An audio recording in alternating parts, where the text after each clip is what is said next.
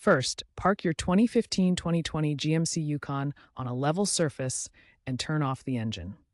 Engage the parking brake and open the rear liftgate for easy access. The license plate lights are located on either side of the license plate. Use a flathead screwdriver or plastic trim tool to gently remove the lens cover. You may need to remove 2 Phillips head screws first. Gently pry the lens cover off with a trim tool to avoid cracking.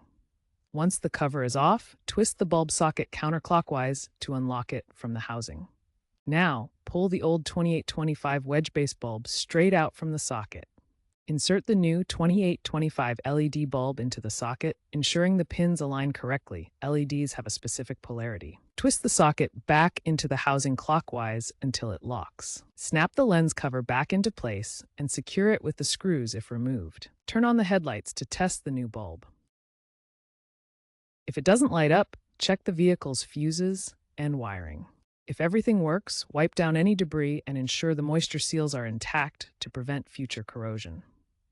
This DIY task saves money and keeps your Yukon compliant with DOT visibility standards.